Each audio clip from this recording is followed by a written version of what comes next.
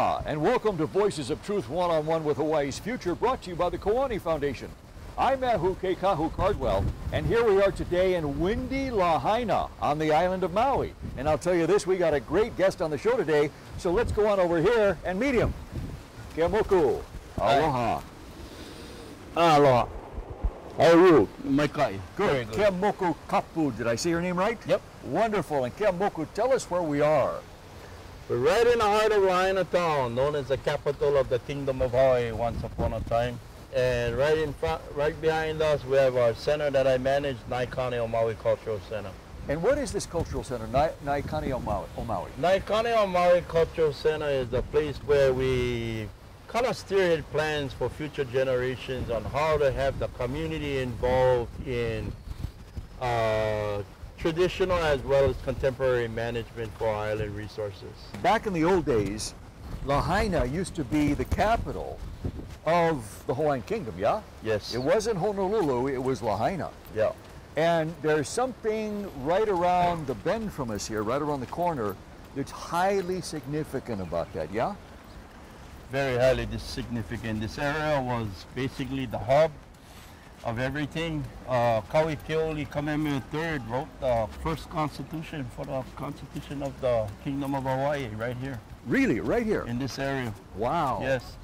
And it was known as the Constitution of Kalua'ehu. And interestingly enough, Kalua'ehu was named after a fish pond.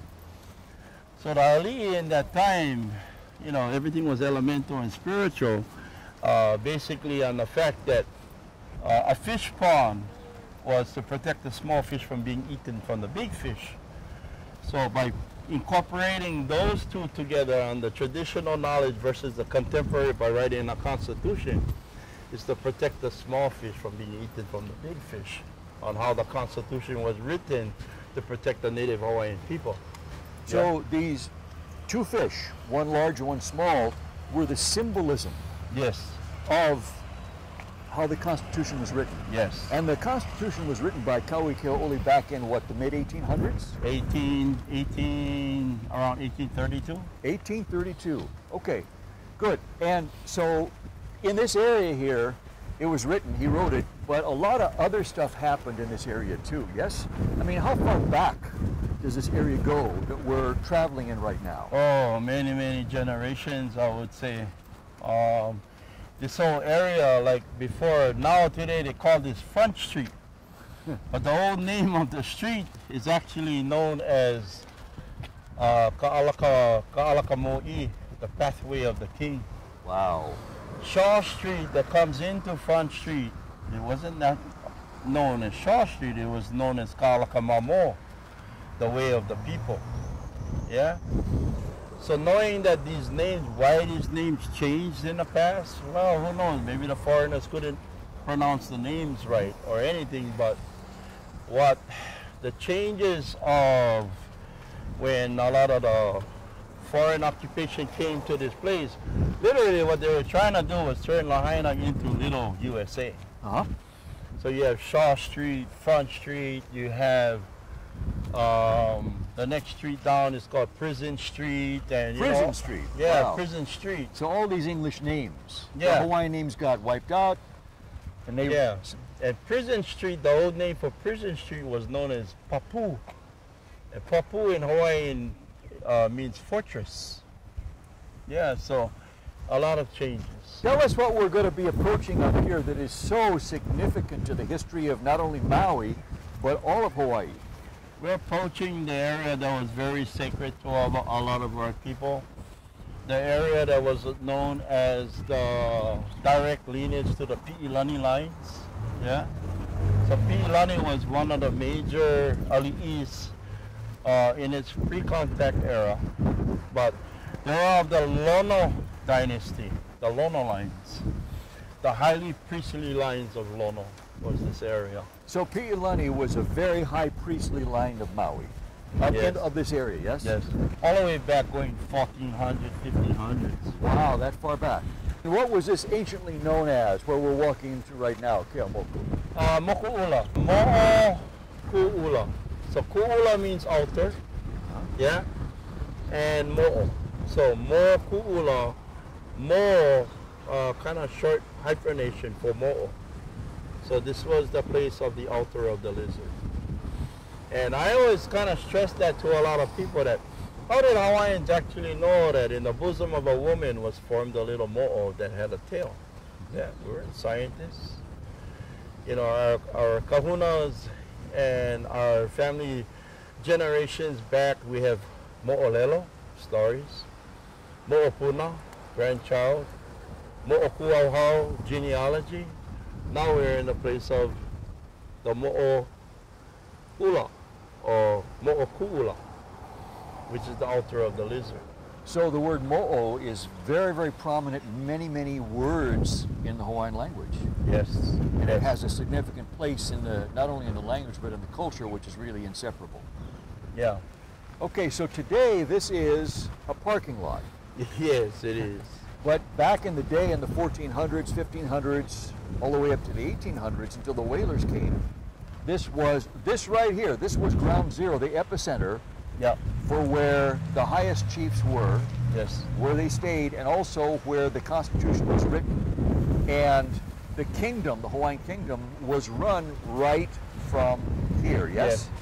On the island of Moku'ula was where, you know, it was the residence of the alii. Across the street in this way was the place known as the Halepiula, which was the house of the iron roof. That's where Kawikeuli's palace was. And that's another parking lot. Yeah, and that's another parking lot. And throughout the years, we've been trying to beautify it and trying to bring back the historical content of the area. And you know how that goes when you're dealing with politics. Yeah, yeah. It's easier to put other things in that has nothing to do with our tradition and history, but this part of town, believe it or not, it's designated under Historic District 1, which means there's remnants in the area that you can actually see that gives it that criteria determination of a Historic District 1. This little cut here Yes. was one of the cuts that they did when they did the archaeological inventory survey, where they found the actual pathway. So right here where we're standing. Right here where we're standing. Wow. So about a year and a half, maybe 2 years ago, they did this cut and they did another cut on the other side to see where the outline of the island was. And they found it right in this area here. The reason why they buried the island was because of mosquito pestilence. Yeah, that the health department back in the early 1900s made a determination that because the waters wasn't flowing into this one big area, which is known as Moku, a fish pond, that the water became stagnant, and all it became was an area for mosquitoes. So the health department decided, hey, let's bury the island for safety reasons and for health reasons. If you and I were to step into a time machine right now, and it took us back to the 1400s or 1500s, and we landed right here, what would this look like? Describe to us what we would see. You would have sentinels, you would have a lot of people that was very keen and cautious on who came on these islands. So I don't think, well, maybe with my status as my bloodline, I would be okay if we was to go back that far back. But then I would have to protect you from being slaughtered by a lot of the kia'is, because you're not supposed to be on this part of the island. They would ID me right away. I would be the first to go. Good. But they were really cautious about this area. I mean, there's a lot of literature that talks about that nobody was welcome on this island because of the sacred chiefess Keopuolani. Yeah, they had to be protected because this was the power where the power was and where the decisions were being made. Yeah. You know. And she was a sacred chiefess that her genealogy basically came from a godly, like all the way down to where she was. She was born in Paukukalo. So up there. It's on the other side of the mountain where Iao is. So that's Paukukalo at Pihanakalani Heiau. She was born there, and it was prophesied that she followed the pure of the sun. She was born in the east and she died in the west, and she lays today at Waiola Church. Wow. Amazing. All right, so Keaumoku, what kind of structures would we have seen if we came back here in 1400?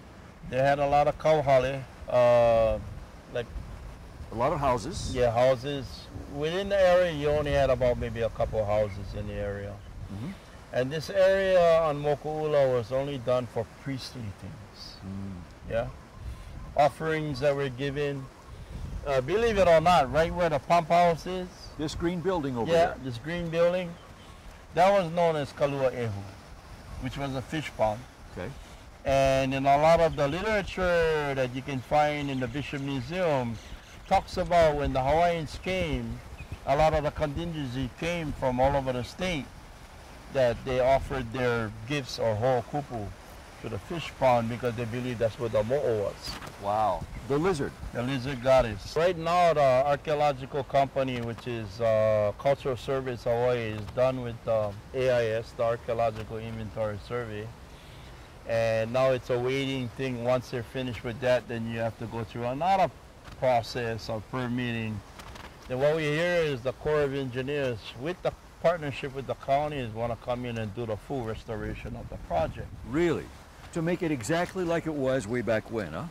Well, we put some, how would you say, some safeguards in there. Uh-huh. That they had to stay at least 30 meters away from the original island because we wanted to hand sift the rest, yeah.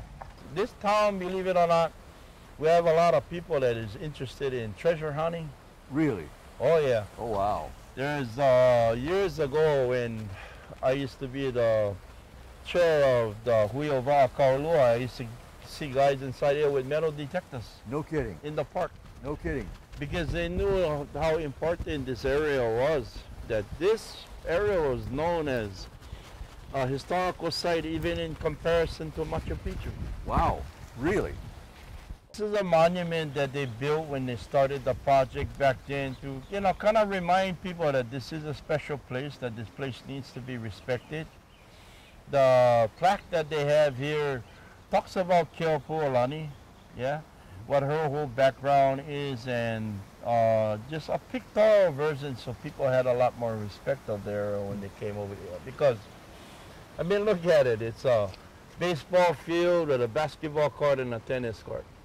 So I used to do the Maui walking tour, and I used to have like 30 tourists walking with me, and I did this for Akoni Akana, a part of the program to start educating a lot of the new people that come to Maui about how special the place is, that it's a baseball field. Well, if you remember the movie, If You Build It, They Will Come, Yes. Field of Dreams? Yes. Well, let's take it back another generation, or another generation. What was here before the baseball field? So we've been seeing from that time on a lot of the lineal descendants that lived in the mainland, they're coming home, and the first place they come is they trigger to this area. So kind of similar to Field of Dreams, if you build it, they will come. They're drawn to this, yes? They're drawn And to it. do they know why they're drawn here or not? Yeah, because their whole lineage, their whole bloodlines is of this place, and it's just that inner mana that draws people to this place. Why? Because this was the governance before. This was where, you know, Hawaii and the hospice of yesterday's society, and how everybody found a medium on how we could work together, how we could flourish together. So back then, people actually did work together and flourish together. Yes? So if that's the case, Kemoku, how is it possible that this area that is so important with so much significance can end up being 2 parking lots, a baseball field, and a tennis court? Let's just say commerce has a lot to do with it. Commerce. In other words, the Commerce. almighty dollar. Yep, the almighty dollar. Pioneer Mill, the sugar companies, you know, they basically started the degradation. Back in And the 1800s. Back in the 1800s. Given where we are right now, walking through what used to be Moku'ula, and then I know where we were when we started the show, which was that building over there. And tell us about what you do over there and how that is directly connected to what used to happen right here. Everything is a strategy nowadays. For like the work that I do as part of the eaumoku system, the eaumoku system is an old system of government. Explain that to us, what it is. The eaumoku, meaning cord, yeah? Like how you can Cord or weave rope, huh? or rope. Yeah. Like how you can weave like about 8 different weaves together to make one aha. So it's strong. Yeah, so it's strong. So In the past, a lot of the kahuna and a lot of the ali determined on specific people who had knowledge within the community on how they can infuse all those people together to form this one aha council. You had navigators, you had celestial navigators, you had fishermen, you had farmers, you had kahuna, kui puone, the builders of temples. You had everybody with the scientific knowledge of yesterday binded into one cord, which formed the eaumoku. It was about making sure that we looked at traditional resource management, on how tradition was passed down from one generation to the next. Because within one moku or one community, yeah, you always had one expert or one kupuna that held all the knowledge. They would be the resource of that kupuna. In one ahupua, you may have like maybe about a dozen kupuna in those areas that was keen to understanding land management, ocean management, all these things of the past. And my job today as the CEO for eaumoku Maui is bringing those values back today, and how we can get a lot of our elders involved. This morning's meeting was getting the next generations to step up to the plate on how they want to be involved in the process, on being advisors to give recommendations to the state and county on projects that are pending today, and how we can implement things of the past in the projects that they get pending, on how it could benefit not just the county or the state during the project, but the general community at large. Wow. So Moku, if I understand what you're saying, it's the same. You're doing the same thing today that they did back many, many years ago, right over here where we were. Yeah. It's the same thing. Yeah. You're keeping it alive because the old ways work. Yeah, and I think what really is important, we no longer have our fish ponds. So Moku Hinio, which surrounded the island of Moku'ula, was a viable fish pond. It was a resource that fed the nations.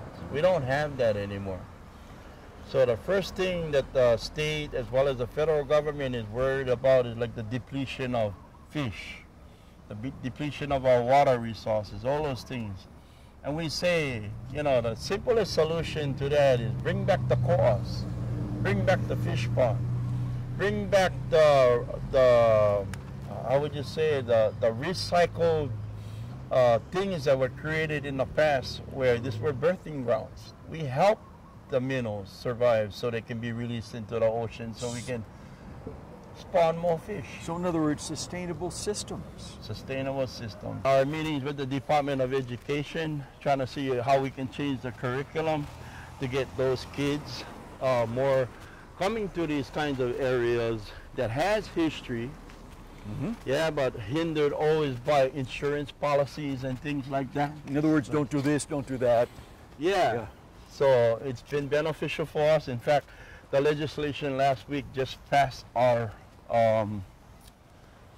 eaumoku bill that now puts together a simple policy on how we would operate. We see it as a bottom to top management. From the bottom up instead of the top down. Instead of the top down. Yeah, which makes all the difference, yeah? Oh, yes. Yeah. And it's most definitely beneficial, especially when you're dealing with a lot of devastation that happened here. Like the biggest one was Iao Valley when that river raged. When the floods came. When the floods came. Iao was in the only area that got hit. My valley got hit too. Right up there. Wow. Right on the opposite side is Iao and this side is Kaua'ula. Wow. Moku, we talked earlier about stepping back in time in the time machine, what this area was like. If you and I came here 100, 200, 300 years from now, what would you like this to look like?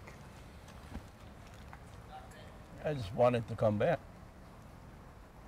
Like it was? Yep. And a lot of the community understand why it's important that we gotta work together on everything. If you look from Mauka all the way down to the bottom, that whole area right there, that swath of land, yes, that's all Kamehameha Schools. No kidding. Kamehameha Schools owns all that up there. So I'm working right now with Kamehameha schools on how we can, there's a small pilot project on the bottom, there's a farm, and it's Kahalawai Farms. I've been working with them. We built a kuahu, an offering area for them just about a couple weeks ago, because they need to be given a reminder every day that when they pass that kuahu, they're obligated to it, yeah? That everything that they grow on that land, they have to give something to a kua. So hopefully from that, the land will be flourished again. They start growing the trees so the rains come closer. You know, the more trees you plant, the more oxygen you have in this area. This area is the old ruins of all sugarcane. Now that sugarcane is no longer here, it seems like our lands were abandoned and, you know, the water was diverted. It's still diverted. It was supposed to be diverted for sugarcane cultivation. We have no sugarcane now. Now the water is going to the development that's coming up on the rise over here. So everything is so topsy-turvy. So what I really want to see is a viable ahupua system of what we had. So people start saying that, you know what, Hawaii is the place I want to live. We have more Hawaiians moving to the mainland because they can't handle it here anymore. Wow, and it should be just the opposite, yeah? It should be, yeah, it should be the opposite. But, you know, I have nothing against a lot of people wanting to live here. Who doesn't want to live in Hawaii, you know? But we have things that we have to take care of in order for we to say that we can take care of our guests that come to live here with us. Right now, we can't take care of them. And I hope that come tomorrow, everything will be viable and we can, you know, before we never used to lock our cars. We used to, you know, somebody wanted to use my car, they're welcome to. We never used to lock our doors at our house. Now today, we got to put up fence lines. Why? To keep people out. Wow. So it's just a division that, you know, we have a hard time with. But to the eaumoku council system, hopefully that we can bring everybody together to infuse traditional resource management with contemporary management by bringing two of the ideas together, infusing it into one so we can start going the right direction. And Moku, that's what you teach right in here, yeah? Yes, every day. Every day. This is a resource center for land titles. We do a lot of other education. We even have ukulele lessons for the kids after school. Everything. That's great. And so what you're doing here and this building right here is directly tied to Moku Ula right over here. The families are still here. They want to see something happen. I think we're just getting diverted by the politics of what needs to happen first in order for us to accomplish our goals. So the vision is here. It's shared by many, many people. And it just takes time and work to overcome the hurdles to be able to actualize the vision, make it happen, yeah? Yeah, and you know, the hardest thing is commerce. Money getting in the way. Well, like if you have this place totally in operation, like it may turn into, say, a Polynesian culture center, you know? You have the island and, you know, there was a plan saying that, oh, we should have some boats going around so we can do some tours and all that kind of stuff. And I'm like, whoa, whoa, whoa. We should turn this area into a viable resource by raising the fish so we can start telling the scientists, we got plenty of fish. You don't have to count fish anymore. We're not depleted, yeah? That's the priority that we should be thinking about. Not about turning this place into a Polynesian culture center just because we can bring in money so we can subsidize to make sure that we can handle the maintenance and management of these areas. That's not the way to go. Our history is at stake. We need to bring our history back, and our history has a lot of lessons that our future generations need to learn on how to take care of. I know. Yeah, I mean, what happened in Moku Ula years and years and years ago, and what you're doing here right now in present day are really models for sustainability that can be taught to future generations, not only in Hawaii, but people all over the world, yeah? Yeah, and we're actually learning from a lot of other people from around the world too. Really? A lot of the indigenous people and the things that they're doing is exactly the same thing we're doing. So wow. We're connected. Our ike, our minds. We're starting to get our kids to go to those sites, and learning hands-on kind of things is really important on how we know we're going the right direction. Getting the people or the kids to actually go to those areas. And what's their reaction when they go to those areas and begin to learn this stuff and get the vision? Very excited. Really? Yeah, they're very excited, especially when I take them to the fish ponds, or sometimes when we're working with the canoes out there. They can hardly wait to get in the ocean. When I was doing the fish pond project in Kihei, it's sad that you take the kids over there, but because of liabilities and all that, they can't even go in the water and help us carry stones, or Wow. you know, even put pebbles in the walls that we build. So today it's different. Now they can. So we see that there's a progress that is being done to make sure that we infuse the knowledge of yesterday into today's pathetic management. Wow. That's a great message. Thank you for being on Voices of Truth. We got to leave it there. Moku Kapu, please keep doing what you're doing. Mahalo. Don't stop. You're making a difference. Big time. Mahalo, thank you. And mahalo to our viewers for joining me and Moku Kapu here in Lahaina. Remember, you can watch us on the web 24/7 on voicesoftruthtv.com, and you can visit Voices of Truth One-on-One with Hawaii's Future on Facebook. I'm Eaumoku Kahu Cardwell for the Kiwani Foundation, along with Moku here. And until next time, ahui ho.